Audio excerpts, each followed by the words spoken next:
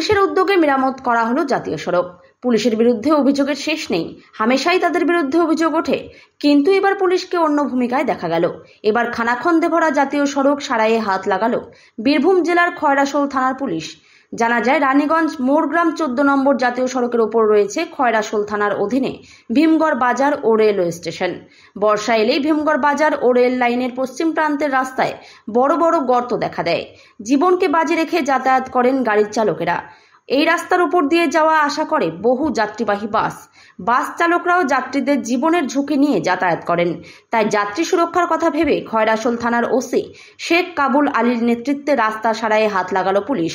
ভীমগড় মোড়ের রাস্তা খানাখন্দে পরিণত হওয়ার জন্য ভীমগড় বাজার সমিতি খয়রাশোল থানার ওসি শেখ কাবুল আলীর নজরে আনেন। তাই আজ বীরভূম জেলা পুলিশের উদ্যোগে ও খয়রাশোল থানার ব্যবস্থাপনায় রানীগঞ্জ মোড়গ্রাম 14 নম্বর জাতীয় সড়কের ওপর ভীমগড় বাসস্ট্যান্ড ও রেলের পশ্চিম প্রান্তের রাস্তা সারাই করানো হলো। পুলিশের এই উদ্যোগকে সাধুবাদ জানিয়েছেন গাড়ির চালক থেকে শুরু করে স্থানীয় বাসিন্দারা জানান, প্রতিদিন লক্ষ লক্ষ যানবাহন চলাচল করে এই সড়ক ধরে। এই সড়কে প্রায়ই গাড়ির যন্ত্রাংশ ভেঙে পড়ছে, ফলে এই রাস্তায় যানজটে পরিণত হচ্ছে। যে কোনো সময় বড় দুর্ঘটনা ঘটে যেতে পারে, তবুও জাতীয় সড়ক কর্তৃপক্ষের কোনো হুঁশ ফিরছে না। তাই এবার খয়রাশোল থানার ওসি শেখ কাবুল আলীর নেতৃত্বে খানাখন্দে ভরা রাস্তায় ইট দিয়ে সারাই করা হয়।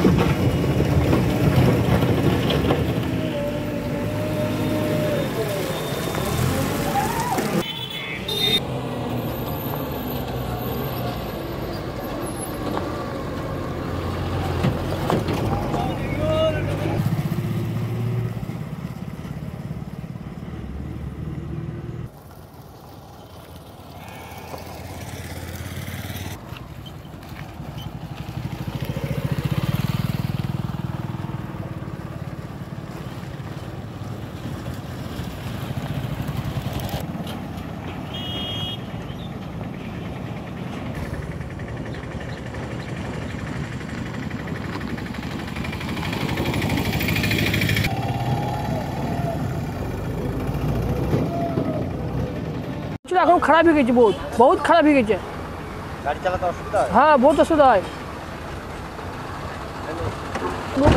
আগে বহুত গাড়ি পাল্টি মেরেছে, দুটো গাড়ি পাল্টি মেরেছে।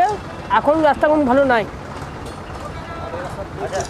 এখন পুলিশের রাস্তা করছে। কেমন লাগে এই যে রাস্তা তৈরি হচ্ছে? ভালো আছে। নাম কি? আবুল। বাড়ি? বাড়ি 1500।